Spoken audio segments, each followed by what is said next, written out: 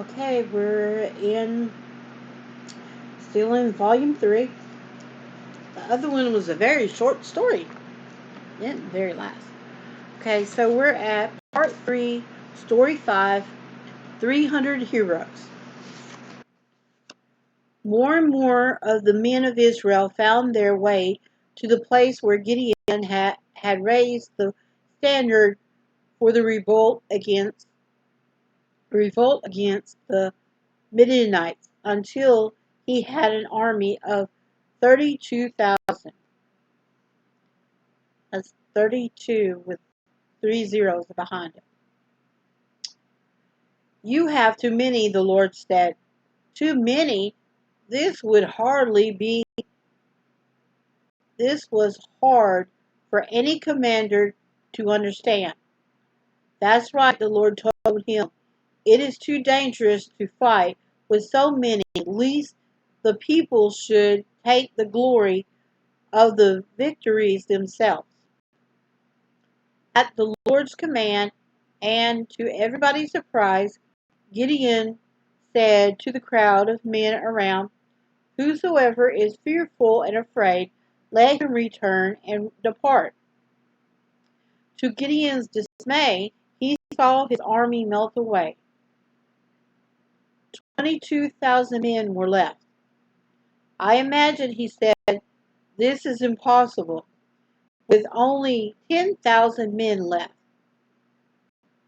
Perhaps he would be better off giving up the whole idea."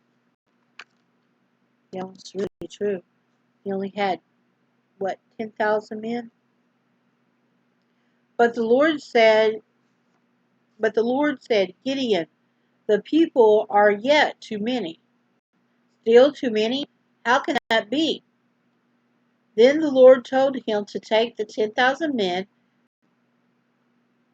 he had left to a nearby stream, and he would point out which one of them should go into battle. Where all When all were gathering at the water's edge, the Lord told Gideon that all who went down on their knees and drank should be sent home.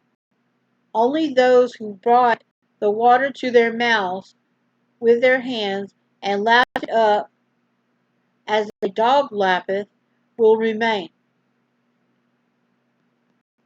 When it was all over, how many soldiers do you suppose that Gideon had left? Just 300. That's why, and why were they chosen?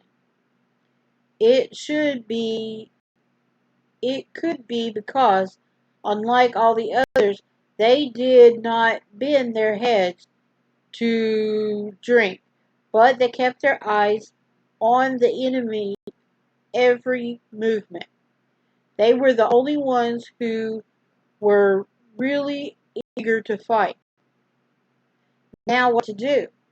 How could Gideon hope to defeat the great host of Midianites with such a handful, brave and devoted though they might be? Then the Lord saw how worried Gideon was. He said to him, "By the 300 men, pause, will I save, will I save you?"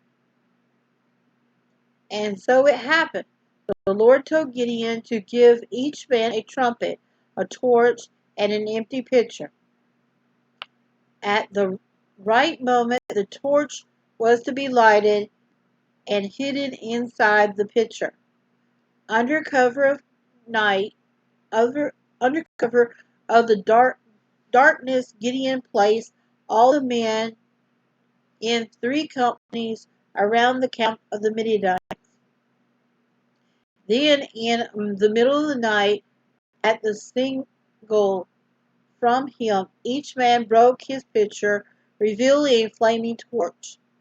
Then all blew their trumpets and shouted to the top of their lungs, "The sword of the Lord and of Gideon."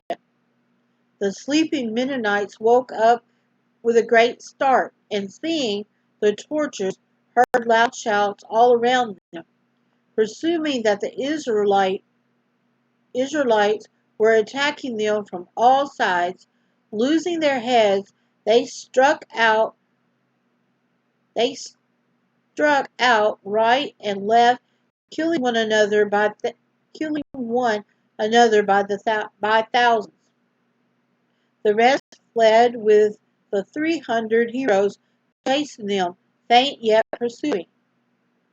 A great victory was won, as great as any in Israel's history.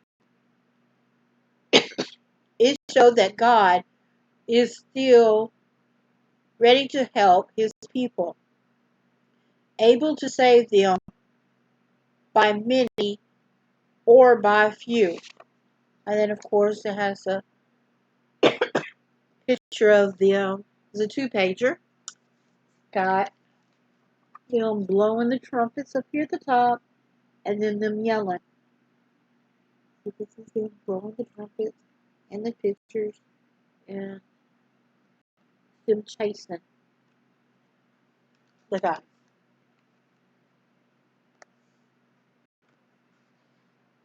And that, ooh, these are short. Um, this is part 3, story 5, and so it seems like each one of these is short. And kind of sad though, but they're short. And we're gonna take a break, and I'm gonna go to the next